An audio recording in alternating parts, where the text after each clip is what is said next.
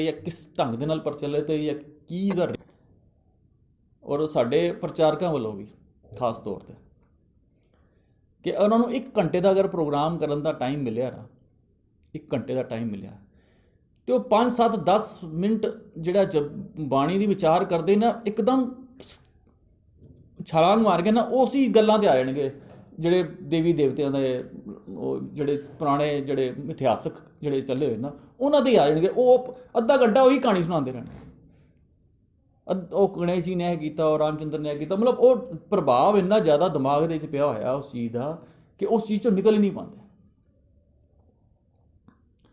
ਔਰ ਇਹ ਸਾਡੇ ਵਿੱਚ ਹੀ ਬਿਮਾਰੀ ਹੈ ਬਈ। ਅਗਰ ਤੁਸੀਂ ਬਾਣੀ ਦੀ ਗੱਲ ਕੀਤੀ, ਫਿਰ ਉਸੇ ਗੱਲ ਨੂੰ ਕਰੀਏ। ਠੀਕ ਹੈ, ਬਾਣੀ ਦੇ ਵਿੱਚ ਵੀ ਸਾਨੂੰ ਐਗਜ਼ਾਮਪਲ ਮਿਲਦੇ ਨੇ ਬੜੇ ਸਾਰੇ ਇਸ ਤਰ੍ਹਾਂ ਦੇ, ਜੋ ਕਹਿੰਦੇ ਨੇ ਜੀ ਉਹਦਾ ਵੀ, ਰਾਮ ਦਾ ਵੀ ਨਾਮ ਆਇਆ, ਗਣੇਸ਼ ਦਾ ਵੀ ਨਾਮ ਆਇਆ, ਹਨੂਮਾਨ, ਸਾਰੇ ਅਸੀਂ ਕਹਿੰਦੇ ਹਾਂ ਅਸੀਂ। ਪਰ ਤੁਸੀਂ ਇਹ ਦੇਖੋ, ਉਹ ਸਾਰੀਆਂ ਜਿਤਨੀਆਂ ਵੀ ਗੱਲਾਂ ਨੇ ਨਾ, ਉਹ ਜਿਤਨੀਆਂ ਵੀ ਐਗਜ਼ਾਮਪਲਸ ਹੈਗੀਆਂ, ਉਹ ਜਿਤਨੀਆਂ ਵੀ ਹੈ, ਚਾਹੇ ਕਿਸੇ ਵੀ ਮਿਥਿਹਾਸਕ ਜਿਹੜੀ ਹੈ, ਮੈਥੋਲੋਜੀ ਦੀ ਜਿਹੜੀ ਹੈ, ਦੇਵੀ ਦੇਵਤੇ ਦੀ ਜਿਹੜੀ ਗੱਲ ਕੀਤੀ ਹੈ ਨਾ, ਉਸ ਪੰਕਤੀ, ਉਹ ਜਿਹੜੀ ਪੰਕਤੀ ਲਿਖੀ ਹੋਈ ਹੈ ਨਾ ਪੂਰੇ ਸ਼ਬਦ ਦੇ ਵਿੱਚ, ਇੱਕ ਵੀ ਸ਼ਬਦ ਦੇ ਵਿੱਚ ਉਹ ਪੰਕਤੀ ਜਿਹੜੀ ਹੈ ਨਾ, ਉਹ ਰਹਾਉ ਦੀ ਪੰਕਤੀ ਨਹੀਂ ਹੈਗੀ। ਇਹ ਬੜੀ ਅੰਡਰਸਟੈਂਡ ਕਰਨ ਵਾਲੀ ਗੱਲ ਹੈ। ਇਹਦਾ ਮਤਲਬ ਰਹਾਉ ਜਿਹੜਾ ਹੈਗਾ ਨਾ ਸ਼ਬਦ ਦਾ, ਜਿਹੜਾ ਮੇਨ ਜਿਹੜਾ ਉਹਦੀ ਜਿਸਟ ਹੈਗੀ, ਉਹ ਕਿਸੇ ਹੋਰ ਪੰਕਤੀ ਦੇ ਵਿੱਚ ਹੈ। ਇਹ ਜਿਹੜੀਆਂ ਬਾਕੀ ਜਿਹੜੀ ਪੰਕਤੀ ਹੈ ਨਾ, ਜਿਹਦੇ 'ਚ ਕਿਸੇ ਦੇਵੀ ਦੇਵਤੇ ਦਾ ਨਾਮ ਆ ਗਿਆ, ਜਾਂ ਜਿਹੜੀ ਪੁਰਾਣੇ ਇਤਿਹਾਸਕ ਜਿਹੜੀ ਗੱਲ ਜਿਹੜੀ ਉਹ ਐਗਜ਼ਾਮਪਲ ਉਸ ਦਿੱਤੀ ਹੋਈ ਹੈ। ਅਸੀਂ ਉਸ ਐਗਜ਼ਾਮਪਲ ਹੁਣ ਜਿਹੜੇ 1 ਘੰਟੇ ਦੀ ਕਥਾ ਦੇ ਵਿੱਚ ਅੱਧਾ ਪੌਣਾ ਘੰਟਾ ਜਿਹੜਾ ਉसी ਦੀ ਗੱਲ ਹੈ, ਉਹ ਸਾਰਾ ਰਹਾਉ ਤੇ ਉਹਨੂੰ ਬਣਾ ਦਿੱਤਾ। ਬਸ ਇਹ ਫਰਕ ਹੈਗਾ, ਮੇਨ ਫਰਕ ਹੈਗਾ। ਅਸੀਂ ਗੱਲ ਦੀ ਉਹਨੂੰ ਵੀ ਐਗਜ਼ਾਮਪਲ ਦੇ ਤੌਰ 'ਤੇ ਲੈ ਕੇ ਉਹਨੂੰ ਅੱਗੇ ਵੱਧ ਸਕਦੇ ਹਾਂ, ਲੇਕਿਨ ਅਸੀਂ ਉਸੇ ਨੂੰ ਉਦਾਹਰ ਬਣਾ ਦਿੰਦੇ। ਹੁਣ ਹੋਇਆ ਕੀ, ਪ੍ਰੋਬਲਮ ਕਿੱਥੇ ਹੋਈ ਸਭ ਤੋਂ ਜ਼ਿਆਦਾ? ਗੁਰੂ ਸਾਹਿਬ ਦੀ ਜਿਹੜੀਆਂ ਜਿਤਨੀ ਵੀ ਬੈਠੇ ਹੁੰਦੇ ਨਾ ਅਸੀਂ ਜਿਹੜੇ ਕਥਾਕਾਰ ਨੇ, ਉਹਨਾਂ ਦਾ ਮਕਸਦ ਕੀ ਹੁੰਦਾ ਹੈ ਕਿ ਸਾਰੀ ਸਿੱਖ ਸੰਗਤ ਬੈਠੀ ਹੈ, ਇਹਨਾਂ ਦੇ ਵਿੱਚ ਆਪਣੇ ਗੁਰੂ ਦੀਆਂ ਵਡਿਆਈਆਂ ਕਰੀਏ। ਕਰਦੇ ਹੀ ਨੇ ਗੁਰੂ ਨਾਨਕ ਸਾਹਿਬ ਦੀ ਜਾਂ ਕਿਸੇ ਦੀ, ਉਹ ਲੈ ਕੇ ਉਹਨਾਂ ਦੀ ਸਿਫਤ ਕਰਨੀ ਸ਼ੁਰੂ ਕਰ ਦਿੰਦੇ। ਹੁਣ ਜਦੋਂ ਅਸੀਂ ਕਿਸੇ ਦੀ ਸਿਫਤ ਕਰਦੇ ਹਾਂ ਨਾ, ਜਦੋਂ ਕਿਸੇ ਨੂੰ ਅਸੀਂ ਕਿਸੇ ਦੇ ਬਾਰੇ ਗੱਲ ਕਰਦੇ ਹਾਂ, ਕਿਸੇ ਵੀ ਚੀਜ਼ ਬਾਰੇ, ਮੰਨ ਲਓ ਕਿਸੇ ਬਿਲਡਿੰਗ ਦੇ ਬਾਰੇ ਗੱਲ ਕਰੀਏ ਅਸੀਂ, ਠੀਕ ਹੈ, ਦਿੱਲੀ ਦੇ ਵਿੱਚ ਕੋਈ ਵੱਡੀ ਬਿਲਡਿੰਗ ਬਣ ਰਹੀ, ਤੇ ਅਸੀਂ ਉਹਦਾ ਕੰਪੈਰੀਜ਼ਨ ਕੀ ਕਰਾਂਗੇ? ਜੋ ਸਾਡੀ ਨੌਲੇਜ ਦੇ ਵਿੱਚ ਚੰਗੀ ਤੋਂ ਚੰਗੀ ਬਿਲਡਿੰਗ ਇੰਡੀਆ ਦੀ ਹੈਗੀ ਹੈ ਨਾ, ਅਸੀਂ ਉਹਦੇ ਨਾਲ ਕੰਪੈਰੀਜ਼ਨ ਕਰਾਂਗੇ, ਯਾਰ ਉਹ ਜਿਹੜੀ ਫਲਾਣੀ ਬਿਲਡਿੰਗ ਨਾ ਉਹਦੇ ਨਾਲ ਵੀ ਵਧੀਆ ਬਣ ਰਹੀ ਹੈ, ਇਹੀ ਗੱਲ ਕਰਾਂਗੇ। ਜਾਂ ਕੋਈ ਕਿਸੇ ਹੋਰ ਚੀਜ਼ ਦੇ ਬਾਰੇ ਜ਼ਿਕਰ ਕਰਾਂਗੇ, ਜੇ ਕਾਰ ਦਾ ਜ਼ਿਕਰ ਕਰਾਂਗੇ, ਮੰਨ ਲਓ ਗੱਡੀ ਕੋਈ ਵਧੀਆ ਆਈ ਹੈ, ਅਸੀਂ ਕਹਾਂਗੇ ਕਿ ਉਹ ਕੋਈ ਪੁੱਛੇ ਸਾਨੂੰ ਕਿਹੋ ਜਿਹੀ ਗੱਡੀ ਕੀ, ਅਸੀਂ ਉसी ਗੱਡੀ ਦੀ ਤਾਰੀਫ ਕਰਨ ਵੇਲੇ ਜਾਂ ਉਹਦਾ ਕੰਪੈਰੀਜ਼ਨ ਕਰਨ ਵੇਲੇ ਜੋ ਚੰਗੀ ਤੋਂ ਚੰਗੀ ਗੱਡੀ ਦਾ ਨਾਮ ਮੈਨੂੰ ਪਤਾ ਨਾ, ਅਸੀਂ ਉਹਦੇ ਨਾਲ ਕੰਪੈਰੀਜ਼ਨ ਕਰਕੇ ਦੱਸਾਂਗੇ ਯਾਰ ਉਹ ਜਿਹੜੀ ਫਲਾਣੀ ਹੈ ਨਾ ਉਹਦੇ ਤੋਂ ਹੀ ਵਧੀਆ ਗੱਡੀ ਆ। ਇਸ ਤਰ੍ਹਾਂ ਹੀ ਹੋਏਗਾ ਨਾ। ਹੁਣ ਹੋਏਗਾ ਕਿ ਜਿਹੜੀ ਬਿਲਡਿੰਗ ਮੈਨੂੰ ਮੇਰੀ ਨੌਲੇਜ ਹੈਗੀ ਹੈ, ਮੈਂ ਉਹਦੇ ਨਾਲ ਕੰਪੇਅਰ ਕਰਕੇ ਉਹਦਾ ਕੰਪੈਰੀਜ਼ਨ ਕਰਕੇ ਦੱਸਾਂਗੇ ਵੀ ਇਹਦੇ ਵਰਗੀ ਹੈ ਜਾਂ ਇਸ ਤੋਂ ਵੀ ਵੱਡੀ ਹੈ। ਤੇ ਜਿਹੜੀ ਬਿਲਡਿੰਗ ਮੇਰੀ ਨੌਲੇਜ ਵਿੱਚ ਹੀ ਨਹੀਂ ਹੈ ਨਾ, ਮੰਨ ਲਓ ਕਿਸੇ ਯੂਰਪ ਦੇ ਵਿੱਚ ਉਸ ਤੋਂ ਵੀ ਅੱਛੀ ਟੌਪ ਦੀ ਬਿਲਡਿੰਗ ਹੈਗੀ ਹੋਏ, ਉਹ ਮੇਰੀ ਨੌਲੇਜ ਵਿੱਚ ਨਹੀਂ ਹੈ, ਤੇ ਮੈਂ ਉਹਦੇ ਨਾਲ ਕੰਪੈਰੀਜ਼ਨ ਕਿਸ ਨਾਲ ਕਰ ਸਕਦਾ? ਮੈਨੂੰ ਪਤਾ ਹੀ ਨਹੀਂ। ਠੀਕ ਇਸੇ ਤਰ੍ਹਾਂ ਕੀ ਹੋਇਆ ਕਿ ਜਦੋਂ ਅਸੀਂ ਗੁਰੂ ਸਾਹਿਬਾਂ ਦੀ ਤਾਰੀਫ ਕਰਨੀ ਸ਼ੁਰੂ ਕੀਤੀ, ਜਦੋਂ ਉਹਨਾਂ ਦੀ ਸਿਫਤ ਕਰਨੀ ਸ਼ੁਰੂ ਕੀਤੀ, ਤੇ ਸਾਡੇ ਦਿਮਾਗ ਦੇ ਵਿੱਚ ਉਹ ਦੇਵੀ ਦੇਵਤਿਆਂ ਦੀ ਪਿਕਚਰ ਆਲਰੇਡੀ ਘੜੀ ਹੋਈ ਹੈ, ਤੇ ਅਸੀਂ ਉਹਨਾਂ ਦੇ ਨਾਲ ਕੰਪੈਰੀਜ਼ਨ ਸ਼ੁਰੂ ਕਰ ਦਿੱਤਾ। ਹੁਣ ਜਦੋਂ ਅਸੀਂ ਜੇ ਭੱਟਾਂ ਦੇ ਸਵਈਏ ਪੜ੍ਹਦੇ ਨਾ, ਗੁਰੂ ਅੰਗਦ ਪ੍ਰਤੱਖ ਹਰ, ਹੁਣ ਇੱਥੇ ਰੁਕ ਜਾਓ ਨਾ। ਹੁਣ ਉੱਥੇ ਅਸੀਂ ਇਹ ਕਹਿ ਦਿੱਤਾ ਵੀ ਗੁਰੂ ਅਰਜਨ ਸਾਹਿਬ ਪ੍ਰਤੱਖ ਹਰ ਨੇ, ਉਹ ਹਰੀ ਦਾ ਰੂਪ ਨੇ। ਹੁਣ ਹਰੀ ਦੀ ਜੋ ਪਿਕਚਰ ਬਣੀ ਹੋਈ ਹੈ ਸਾਡੇ ਦਿਮਾਗ ਦੇ ਵਿੱਚ, ਅਸੀਂ ਉਹਦਾ ਕੰਪੈਰੀਜ਼ਨ ਗੁਰੂ ਅਰਜਨ ਸਾਹਿਬ ਨਾਲ ਕਰਨਾ ਸ਼ੁਰੂ ਕਰ, ਇਸੇ ਕਰਕੇ ਹਰੀ ਮੰਦਰ ਬਣਾ ਦਿੱਤਾ। ਇਸੇ ਤਰ੍ਹਾਂ ਬਾਕੀ ਚੀਜ਼ਾਂ ਵੀ ਹੋਈਆਂ।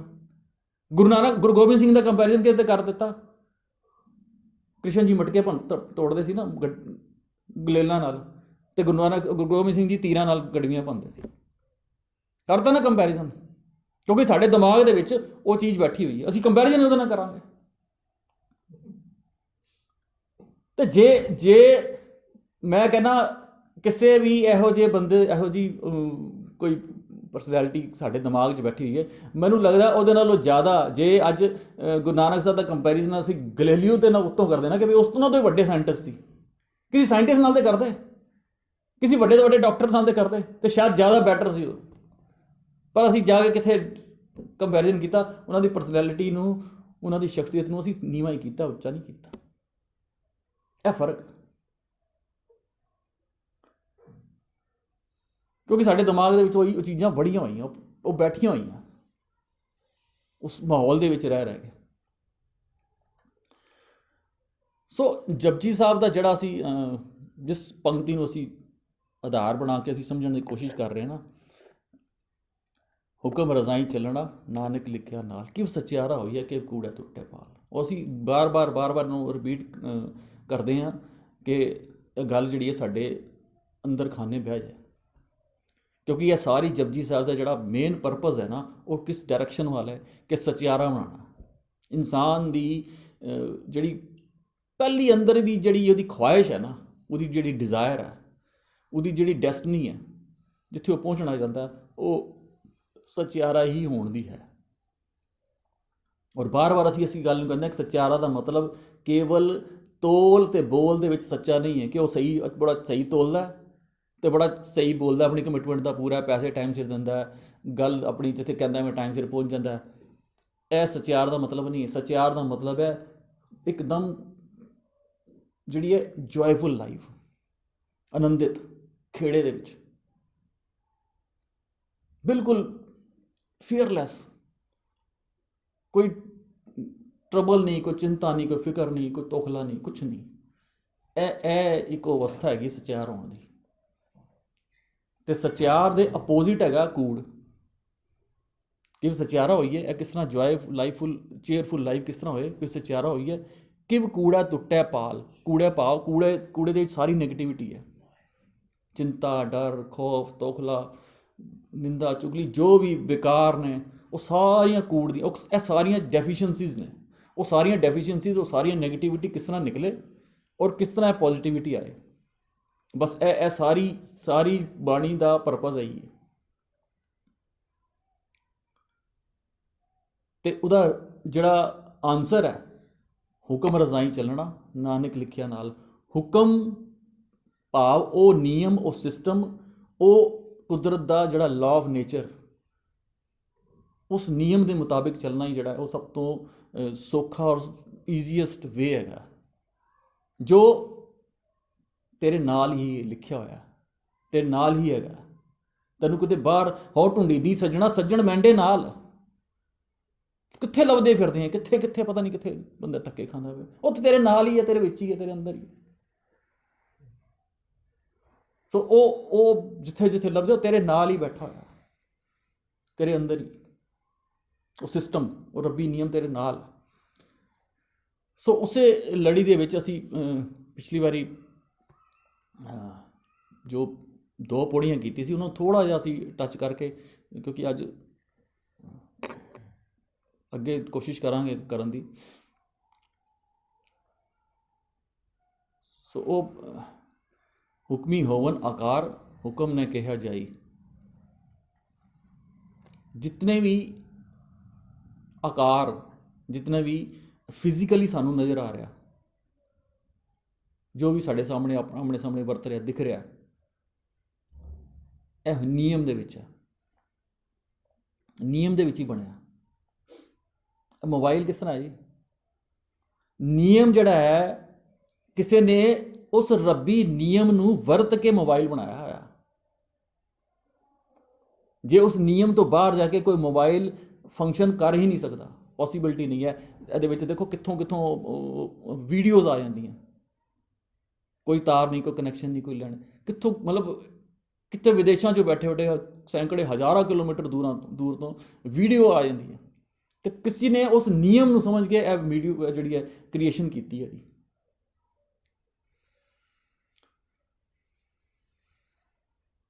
ਕਿ ਕੋਈ ਵੀ ਚੀਜ਼ ਲੈ ਲਓ, ਕੋਈ ਇੱਕ ਮੋਬਾਈਲ ਤਾਂ ਬਹੁਤ ਵੱਡੀ ਚੀਜ਼ ਹੈ, ਛੋਟੀ ਤੋਂ ਛੋਟੀ ਚੀਜ਼ ਹੈ, ਮਾਈਕ ਹੈ, ਮੈਂ ਬੋਲ ਰਿਹਾ, ਕੋਈ ਨਿਯਮ ਕੰਮ ਕਰ ਰਿਹਾ, ਉਹ ਜਿਹੜਾ ਬਣਾਉਣ ਵਾਲਾ ਨਾ, ਉਹਨੂੰ ਪਤਾ ਨਿਯਮ ਕਿੰਨਾ ਇਹਦੇ 'ਚ ਵੋਲਟ ਦਾ ਕਰੰਟ ਦੇਣਾ, ਇਹ ਸ਼ੇਪ ਕੀ ਰੱਖਣੀ, ਇਹਦੇ ਅੰਦਰ ਕੀ ਰੱਖਣਾ, ਕਿਸ ਤਰ੍ਹਾਂ, ਸਭ ਚੀਜ਼ਾਂ ਜਿਹੜੀਆਂ ਨਾ ਇੱਕ ਇੱਕ ਚੀਜ਼ ਜਿਹੜੇ ਨਿਯਮ ਦੇ ਵਿੱਚ ਹੈ। ਜਰਾ ਜਿਹਾ ਨਿਯਮ ਤੋਂ ਬਾਹਰ ਹੋਇਆ, ਉੱਥੇ ਹੁਣੇ ਆਵਾਜ਼ ਆ ਰਹੀ ਸ਼ੁਰੂ ਹੋ ਗਈ ਸੀ ਮਾਈਕ ਦੇ ਵਿੱਚ। ਕਿਉਂ? ਸਿਸਟਮ ਤੋਂ ਬਾਹਰ ਗਿਆ। ਇੱਕ ਜ਼ਰਾ ਜਿਹਾ ਇਹਦੇ ਕੰਪੋਨੈਂਟ ਕੱਢ ਦਿਓ ਬਾਹਰ, ਨਿਯਮ ਟੁੱਟ ਗਿਆ, ਬੰਦ ਹੋ ਗਿਆ, ਕੋਈ ਡਿਸਟਰਬੈਂਸ ਆਣੀ ਸ਼ੁਰੂ ਹੋ ਜਾਏਗੀ। ਸੋ ਹਰ ਇੱਕ ਚੀਜ਼, ਕੋਈ ਵੀ ਚੀਜ਼ ਆਸੇ ਪਾਸੇ ਦੇਖ ਲਓ, ਬਗੈਰ ਨਿਯਮ ਤੋਂ ਉਹਦੀ ਕ੍ਰੀਏਸ਼ਨ ਹੈ ਹੀ ਨਹੀਂ, ਪੋਸੀਬਲ ਹੀ ਨਹੀਂ ਹੈ। ਇਹ ਦੋ ਅਸੀਂ ਇਹ ਰੱਖ ਕੇ ਬੈਠੇ ਹਾਂ ਨਾ, ਕੋਈ ਨਿਯਮ ਕੰਮ ਕਰ ਰਿਹਾ ਇਹਦੇ ਤੇ ਟ੍ਰਾਇੰਗਲ ਰੱਖ ਲਓ, ਨਹੀਂ ਟਿਕੇਗਾ। ਸਕੁਅਰ ਦੇ ਉੱਤੇ ਸਕੁਅਰ ਟਿਕਿਆ ਹੋਇਆ, ਨਿਯਮ ਹੈ ਨਾ। ਕੋਈ ਵੀ ਆਸੇ ਪਾਸੇ ਕੁਛ ਵੀ ਦੇਖ ਲਈਏ, ਵਿਦਾਊਟ ਸਿਸਟਮ, ਵਿਦਾਊਟ ਕੁਦਰਤ ਦੇ ਨਿਯਮ, ਉਹ ਐਗਜ਼ਿਸਟ ਹੀ ਨਹੀਂ ਕਰਦੀ, ਹੈ ਹੀ ਨਹੀਂ, ਉਹਦੀ ਐਗਜ਼ਿਸਟੈਂਸ ਹੀ ਨਹੀਂ ਹੈ। ਹੁਕਮ ਨਾ ਕਿਹਾ ਜੀ, ਮਤਲਬ ਇਹਨੂੰ ਬਿਆਨ ਨਹੀਂ ਕੀਤਾ ਜਾ ਸਕਦਾ, ਇਹਨੂੰ ਮਤਲਬ ਐਕਸਪਲੇਨ ਨਹੀਂ ਕੀਤਾ ਜਾ ਸਕਦਾ ਕੰਪਲੀਟ। ਹੁਕਮੀ ਹੋਵਨ ਜੀ ਹੁਕਮ ਮਿਲੇ ਵਡਿਆਈ, ਹੁਕਮੀ ਉੱਤਮ ਨੀਚ ਹੁਕਮ ਲਿਖ ਦੁੱਖ ਸੁਖ ਪਾਈ ਹੈ।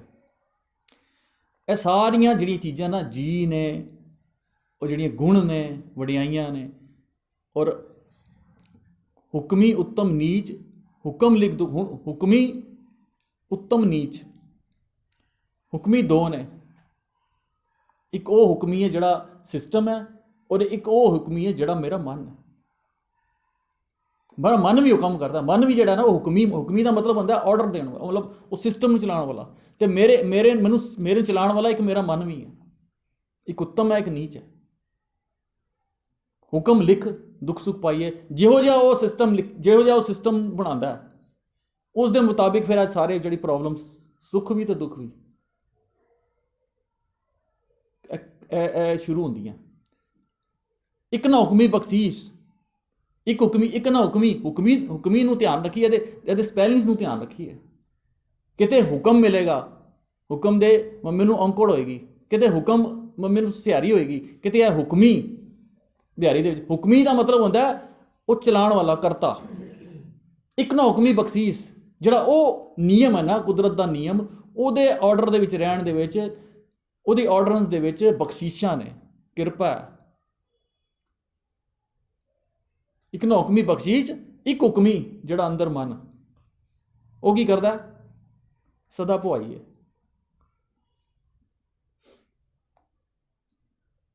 ਉਹ ਹਮੇਸ਼ਾ ਘੁਮਾਉਂਦਾ, ਹਮੇਸ਼ਾ ਜਿਹੜਾ ਡੁਐਲਿਟੀ ਦੇ ਵਿੱਚ ਰੱਖੇ ਕਿ ਸਦਾ ਭੁਆਈ ਹੈ। ਹੁਕਮੇ ਅੰਦਰ ਸਭ ਕੋ, ਬਾਹਰ ਹੁਕਮ ਨਾ ਕੋਏ। ਹੁਕਮੇ ਅੰਦਰ ਸਭ ਕੋ ਦਾ ਮਤਲਬ ਇਹ ਦੋ ਹੁਕਮੀ ਤੋਂ ਇਲਾਵਾ ਤੀਜੀ ਆਪਸ਼ਨ ਨਹੀਂ ਹੈ।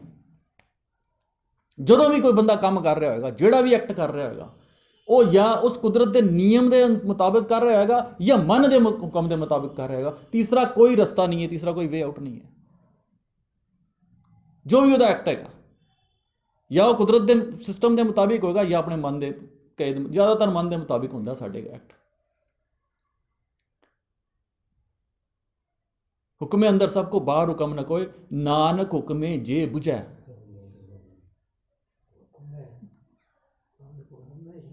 ਜੇ ਬੁਝੈ ਤਾਂ ਹਉਮੈ ਕਹੇ ਨਾ ਕੋਈ। ਇਹ ਹੁਣ ਬੁਝਣਾ, ਤੂੰ ਬੁਝਣਾ ਹੁੰਦਾ ਬੁਝਾਰਤ। ਉਹ ਬੁਝਣਾ ਹੈ ਕਿ ਤੂੰ ਇਹ ਜਿਹੜਾ ਐਕਟ ਕਰ ਰਿਹਾ, ਜਿਹੜਾ ਕੰਮ ਕਰ ਰਿਹਾ, ਇਹ ਕਿਹੜੇ ਹੁਕਮੀ ਦੇ ਆਪਣੀ ਉਹਦੇ ਵਿੱਚ ਪ੍ਰਭਾਵ ਦੇ ਵਿੱਚ ਕਰ ਰਿਹਾ, ਕਿਹਦੇ ਇਨਫਲੂਐਂਸ 'ਚ ਕਰ ਰਿਹਾ। ਇਹ ਹੁਣ ਬੁਝਣਾ। ਜੇ ਉਹ ਬੁਝ ਲਿਆ, ਉਸ ਕੁਦਰਤ ਦੇ ਹੁਕਮ ਦੇ ਇਲਾਵਾ ਜਿਤਨੇ ਵੀ ਕੰਮ ਨੇ ਨਾ, ਉਹ ਹਉਮੈ ਵਾਲੇ ਨੇ। ਉਹ ਕਹਿੰਦਾ ਫਿਰ ਮੈਂ ਖੁਦ ਕੁਝ ਕਰ ਸਕਦਾ, ਲੇਕਿਨ ਉਹਦੀ ਪੋਸੀਬਿਲਿਟੀ ਜ਼ੀਰੋ ਹੈ, ਨਿਲ ਹੈ। ਉਸ ਨਿਯਮ ਤੋਂ ਹਟ ਕੇ, ਉਸ ਕੁਦਰਤ ਦੇ ਨਿਯਮ ਤੋਂ ਹਟ ਕੇ ਜੇ ਕੁਝ ਬੰਦਾ ਸੋਚੇ ਨਾ ਕਿ ਮੈਂ ਕੁਝ ਕਰਕੇ ਕੁਝ ਪ੍ਰਾਪਤੀ ਕਰ ਲਾਂਗਾ, ਜਾਂ ਮੈਂ ਉਹਦੇ ਤੋਂ ਹਟ ਕੇ ਕੁਝ ਕਰ ਸਕਦਾ, ਪੋਸੀਬਲ ਹੀ ਨਹੀਂ ਹੈ। ਉਹ ਕੇਵਲ ਤੇ ਕੇਵਲ ਹਉਮੈ ਹੈ। ਕੋਈ ਕਹੇ ਕਿ ਮੈਂ ਸਾਰੀ ਜ਼ਿੰਦਗੀ ਕੋਈ ਤੰਬਾਕੂ, ਪਾਨ, ਬੀੜੀ, ਸਿਗਰਟ ਪੀਂਦਾ ਰਹਾਂ ਤੇ ਮੇਰੇ ਸਰੀਰ ਤੇ ਕੋਈ ਅਸਰ ਨਾ ਹੋਏ, ਪੋਸੀਬਲ ਹੀ ਨਹੀਂ ਹੈ। ਜਿੰਨੀ ਮਰਜ਼ੀ ਉਹ ਸਿਹਤ ਬਣਾ ਲੇ, ਜਿੰਨੀ ਮਰਜ਼ੀ ਉਹ ਖੁਰਾਕਾਂ ਖਾ ਲੇ, ਹਾਂ ਉਹਨੂੰ ਡਿਲੇ ਕਰ ਸਕਦਾ, ਉਹ ਵੀ ਨਿਯਮ ਦੇ ਵਿੱਚ ਹੋਏਗਾ, ਨਿਯਮ ਤੋਂ ਬਾਹਰ ਨਹੀਂ। ਕੋਈ ਕਹੇ ਮੈਂ ਕ੍ਰੋਧ ਕਰਦਾ ਰਹਾਂ ਹਰ ਵਕਤ ਤੇ ਮੈਨੂੰ ਹਾਈਪਰਟੈਂਸ਼ਨ ਨਾ ਹੋਏ, ਪੋਸੀਬਲ ਹੀ ਨਹੀਂ ਹੈ। कोई कहे मैं सवेरे उठ के मैं गुलाब जामुन खावां, फिर उसमें रस मलाइयाँ खावां, फिर मैं खोया पनीर खावां, फिर मैं भटूरे खा लां, सारी चीज़ां मैं खांदा रहां कि मेरा पेट खराब ना होए या मेरी कोई ब्लड प्रेशर ना होए या मैनू कोई शुगर ना होए या कोई प्रॉब्लम आए, पॉसीबल ही नहीं है। नियम तो वो कहेगा मैं करके दिखाना, करके दिखा दे। ਇਹ ਹਉਮੈ ਹੈ ਸਾਰੀ, ਜੇ ਬੁੱਝ ਲੈ ਤੇ ਫਿਰ ਉਹ ਸਾਰਾ ਉਹ। ਹੁਣ ਉਹ ਅਗਲੀ ਜਿਹੜੀ ਪੌੜੀ ਹੈ, ਅਸੀਂ ਲਾਸਟ ਟਾਈਮ ਅਗਲੀ ਜਿਹੜੀ ਪੌੜੀ ਹੈ ਨਾ, ਉਹ ਹੁਣ ਦੋ ਲਾਈਨਾਂ ਦਾ ਸੈੱਟ ਹੈ। ਉਹਦੀਆਂ ਜਿਹੜੀ ਅਖੀਰਲਾ ਜਿਹੜਾ ਉਹ ਬੰਦ ਹੈ ਨਾ, ਅਖੀਰਲਾ ਵਰਡ ਹੈਗਾ, ਉਹ ਦੋਨੋਂ ਵੀ ਮੇਲ ਖਾਂਦੇ ਨੇ ਪੂਰੀ ਜਪਜੀ ਸਾਹਿਬ ਦੇ ਵਿੱਚ। ਹੁਣ ਗਾਵੈ, ਅਗਲੀ ਪੌੜੀ ਆਉਂਦੀ, ਗਾਵੈ ਕੋ ਤਾਣ ਹੋਵੇ ਕਿਸੇ ਤਾਣ, गावे को दात जने निशान, गावे को गुण वंडियाइयां चार, गावे को विद्या विक्रम विचार, गावे को साज करे तनखे, गावे को जी लै फिरदे, गावे को जापे देश से दूर, गावे को वेखे हादरा हदूर, कथना कथी ना आवे तोड़, कथ कथ कथी कोटि कोट कोट, देंदा दे लैंदे थक पाए, जुगा जू अंतर खाए खाए, हुक्मी हुक्म चलाए राह, नानक विकसे वे प्रवाह। हुण ए अगली लाइन दे विच ना हुण दो हुक्मी पहले मैंशन कर दिते, एक मन और एक कुदरत दा नियम। ਹੁਣ ਇਹਦੇ ਵਿੱਚ ਨਾ ਅਗਲੀ ਪੌੜੀ ਦੇ ਵਿੱਚ ਉਹ ਇੱਕ ਪਹਿਲੀ ਜਿਹੜੀ ਲਾਈਨ ਹੈ, ਉਹ ਪਹਿਲੀ ਲਾਈਨ ਜਿਹੜੀ ਹੈ ਉਹ ਮਨ ਹੁਕਮੀ ਦੇ ਅੰਡਰ, ਜਿਹੜਾ ਮਨ ਹੁਕਮੀ ਨੂੰ ਮੰਨਦਾ ਨਾ ਉਹਦੇ ਕੰਟਰੋਲ 'ਚ ਹੈ।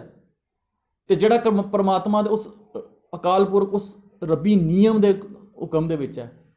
ਉਹਨਾਂ ਦੋਨਾਂ ਦੀ ਅਵਸਥਾਵਾਂ ਦਾ ਜ਼ਿਕਰ ਕੀਤਾ ਹੈ। ਗਾਵੇ ਦਾ ਮਤਲਬ ਹੁੰਦਾ ਹੈ ਉਹਦੇ ਇਨਫਲੂਐਂਸ ਦੇ ਵਿੱਚ, ਉਹਦੇ ਪ੍ਰਭਾਵ ਦੇ ਵਿੱਚ ਜਿਹੜਾ ਰਹਿੰਦਾ। ਗਾਵੇ ਕੋ ਤਾਣ, ਜਿਹੜਾ ਮਨ ਹੁਕਮੀ ਦੇ ਉਹਦੇ ਵਿੱਚ ਹੈਗਾ ਪ੍ਰਭਾਵ, ਹੋਵੇ ਕਿਸੇ ਤਾਣ। ਤਾਣ ਹੁੰਦੀ ਹੈ ਤਾਕਤ, ਪਾਵਰ, ਜਿਹੜਾ ਉਸ ਨੂੰ ਗਾਉਂਦਾ, ਗਾਵੇ ਕੋ ਤਾਣ ਹੋਵੇ ਕਿਸੇ ਤਾਣ, ਉਹਨੂੰ ਕੋਈ ਪਾਵਰ, ਕੋਈ ਤਾਕਤ, ਕੋਈ ਐਨਰਜੀ ਨਹੀਂ ਉਹਦੇ ਕੋਲ। ਦੂਸਰਾ ਜਿਹੜਾ ਹੈ, ਗਾਵੇ ਕੋ ਦਾਤ ਜਾਣੈ ਨਿਸ਼ਾਨ, ਗਾਵੇ ਕੋ ਗੁਣ ਵਡਿਆਈਆਂ ਚਾਰ, ਗਾਵੇ ਕੋ ਵਿਦਿਆ ਵਿਖਮ ਵਿਚਾਰ। ਇੱਕ ਪਾਸੇ ਬਹੁਤ ਲਿਮਿਟਿਡ ਜੀ ਇੱਕ ਉਹਦੀ ਪਰਸਨੈਲਿਟੀ ਬਣਦੀ ਹੈ, ਔਰ ਦੂਜਾ ਗਾਵੇ ਕੋ ਵਿਦਿਆ ਵਿਖਮ ਵਿਚਾਰ, ਉਹ ਵਿਖਮ ਰਸਤੇ ਤੇ ਵਿਖਮ ਵਿਚਾਰਾਂ ਕਰਦਾ, ਵਿਖਮ ਚੀਜ਼ਾਂ ਉਹਦੇ ਸਮਝ 'ਚ ਆਉਂਦੀਆਂ। ਗਾਵੇ ਕੋ ਸਾਜ ਕਰੇ ਤਨ ਖੇ, ਉਹ ਜਿਹੜੀ ਖੇ ਹੈ ਨਾ ਤਨ, ਉਹਨੂੰ ਹੀ ਸਜਾਉਂਦਾ ਰਹਿੰਦਾ ਸਾਰੀ ਜ਼ਿੰਦਗੀ, ਉਹਦੀ ਸੰਭਾਲ 'ਚ ਲੱਗਾ ਰਹਿੰਦਾ, ਉਹਨੂੰ ਹੀ ਸੋਚਦਾ ਕਿ ਇਹੀ ਸਭ ਕੁਛ ਹੈਗਾ। ਗਾਵੇ ਕੋ ਜੀ ਲੈ ਫਿਰ ਦੇਹ, ਉਹ ਜਿਹੜਾ ਹੈ ਉਹ ਗੁਣ ਲੈਂਦਾ ਹੈ, ਉਹ ਆਪਣੀ ਉਸ ਗੁਣ ਲੈ ਕੇ ਉਸ ਸਰੀਰ ਨੂੰ ਦਿੰਦਾ, ਗੁਣਾਂ ਦੇ ਨਾਲ ਜੀਂਦਾ। ਗਾਵੇ ਕੋ ਜਾਪੇ ਦਿਸੇ ਦੂਰ, ਜਿਹੜਾ ਉਹ ਮਨ ਹੁਕਮੀ ਦੇ ਅੰਡਰ ਹੈ, ਉਹਦੀ ਪ੍ਰਭਾਵ ਤੇ। ਗਾਵੇ ਕੋ ਜਾਪੇ ਦਿਸੇ ਦੂਰ, ਔਰ ਦੂਸਰਾ ਕੀ ਹੈ, ਗਾਵੇ ਕੋ ਵੇਖੈ ਹਾਦਰਾ ਹਦੂਰ, ਉਹਨੂੰ ਓਮਨੀ ਪ੍ਰੈਜ਼ੈਂਸ ਨਜ਼ਰ ਆਉਂਦੀ ਹੈ। ਸੋ ਇਹ ਦੋਨਾਂ ਦਾ ਕੰਪੈਰੀਜ਼ਨ। ਕਥਨਾ ਕਥੀ ਨਾ ਆਵੇ ਤੋਟ, ਉਹਦੇ ਕਥਨਾਂ ਦੇ ਵਿੱਚ ਉਹ ਬੇਅੰਤਤਾ ਉਹਦੇ ਹੈ ਹੀ ਨਹੀਂ। ਔਰ ਦੂਸਰੇ ਪਾਸੇ ਕਥ ਕਥ ਕਥੀ ਕੋਟੀ ਕੋਟ ਕੋਟ, ਉਹਦੀ ਐਕਸਪਲੇਨੇਸ਼ਨ, ਉਹਨੂੰ ਜੋ ਨਜ਼ਰ ਆਉਂਦਾ ਨਾ, ਉਹ ਬੇਅੰਤ ਹੈ। ਦੇਂਦਾ ਦੇ ਲੈਂਦੇ ਥੱਕ ਪਾਏ, ਉਹ ਲੈ ਕੇ ਅਖੀਰ ਥਕਾਨ ਆਉਂਦੀ।